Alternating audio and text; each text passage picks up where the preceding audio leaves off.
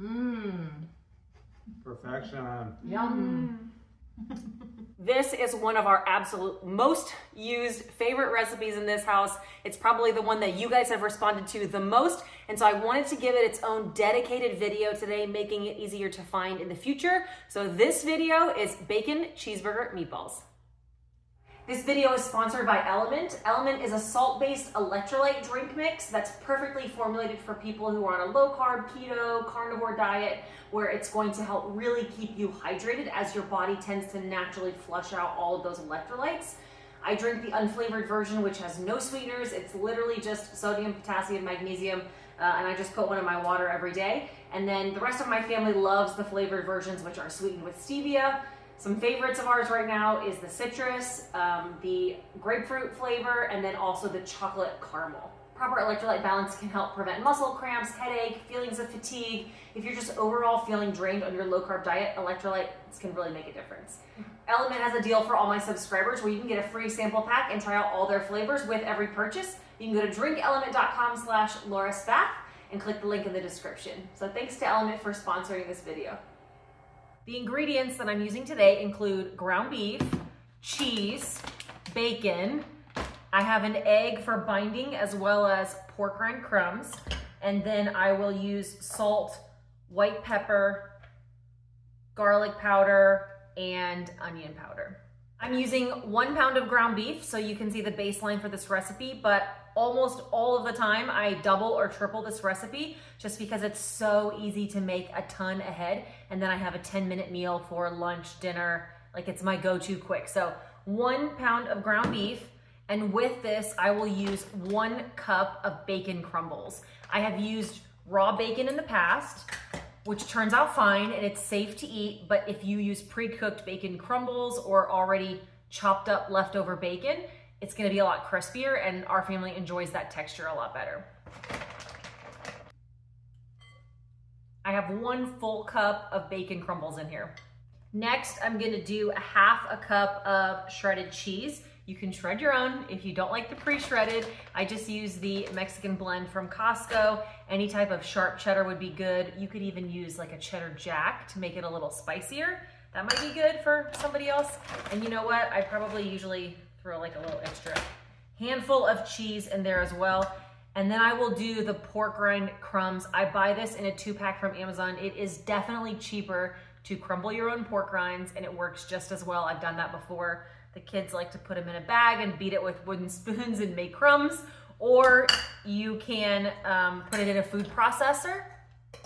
My 1/4 cup scoop's better. So we'll do 2 scoops. This is just, look how convenient that is. So much easier, but if you're worried about cost, I would make your own crumbles and shred your own cheese. I am adding 1 egg as a binder. However, anytime I double or triple the recipe, if I have 2 pounds of ground beef and all this stuff, I just find that using 3 eggs ends up being better. So 1 egg for 1 pound, but when you go up on your pounds of meat, you'll probably need to add an extra egg if it's not sticking together really well. Before I add any spices, I'm gonna mix it up. And I like to use rubber gloves, just that way it keeps from getting raw meat underneath all my fingernails. And it just saves my hands.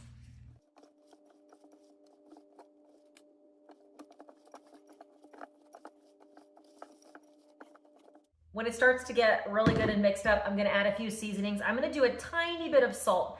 The cheese, the pork rinds, the bacon all have salt in them, so you really don't need much salt. And then I will use some ground white pepper. I use white pepper instead of black pepper because black pepper is higher in oxalates, and that can be something that people have negative reactions to. Nobody in my family is very sensitive to spices, so we tolerate things like onion powder and garlic powder really well, but it would be very easy to leave those things out and it would still be really flavorful. I don't really measure these. I just put a little sprinkle of each, and then we are going to mix it up again.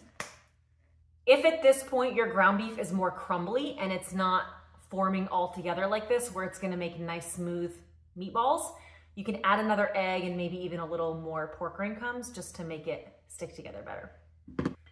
At this point, I'm going to use a cookie scooper to form even-sized meatballs. I've also used an ice cream scoop, but that'll make bigger ones, which is really fun if that's like the main part of your meal. The only thing that's gonna change is your cooking time, depending on the size of your meatballs. Once I have my meatballs formed, I will put them on a cookie sheet on some wax paper so they don't stick. And then I'm gonna place this whole tray in the freezer so they can all freeze individually.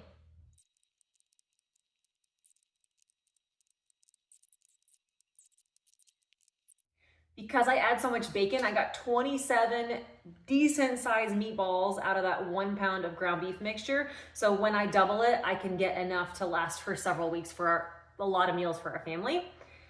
You could cook them straight from raw, but they're gonna cook a lot faster because they're not frozen. And so the outside isn't gonna get this like nice crust on it the way that they would if you are cooking them from frozen, which is kind of why I like to freeze them. If I wanted to, I could just shove this whole tray into the oven and have a really quick meal.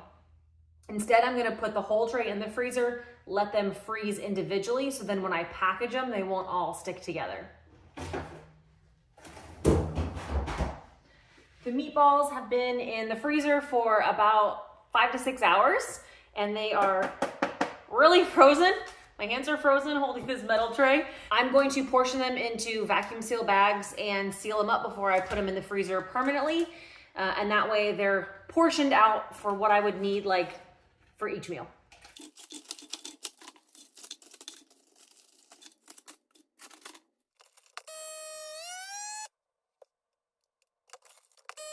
Two of these are gonna go into the freezer for a future day. This is the Hamilton Beach 7-drawer freezer from Costco, and I love it more than anything. It's the best thing I ever did. I think it was $3.50 when I got it, but I have seen it on sale for cheaper than that more recently. But it is the best way to stay organized, and then obviously it lives in our kitchen, so it doesn't look too bad for being a freezer in your kitchen. And then the other batch is going to go into the air fryer, and we are gonna have them for dinner tonight. These can also go in the oven. I'm gonna do them at 350 for 10 minutes, but I will use an internal thermometer to make sure they get to 145, 155 degrees. You also could do this in the oven at 350. I would recommend having them on a cooling rack on top of a cookie sheet, just so that the air can circulate around and they're gonna get crispier and not get as soggy if they're sitting in their own juice the whole time. I posted about my new air fryer in an earlier video. This is the Gourmet brand from Costco also. It's the French door version. I don't love it. The 30-second review is that it's just really hard to clean. It is very big, which is exactly what I wanted. Everything had this weird film on it, and I can't seem to get all of the racks really clean. I've been using foil, which I hate doing because it's wasteful when it drips grease, because once the grease hit the pans, it's like impossible to clean. It is very big and it's very quiet, which I love.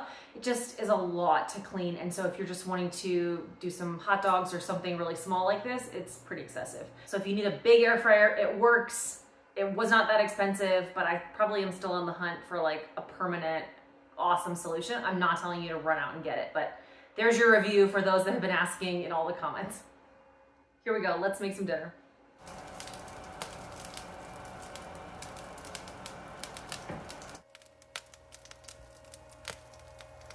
Okay, and there you have it. This is one of our absolute favorite quick 10-minute meals. Everything's perfect. Bacon, cheese, meatball. I love when the cheese gets a little crispy on the outside. So I would suggest cooking them at 400 degrees instead of 350. But just use a meat thermometer and make sure they're 155 degrees internal temperature. Thanks for watching, everybody. I hope this video was helpful. If you like this idea of having one recipe per video, making it a little easier to find in the future, comment down below and let me know. And then also any other recipes that you want me to do, feel free to share.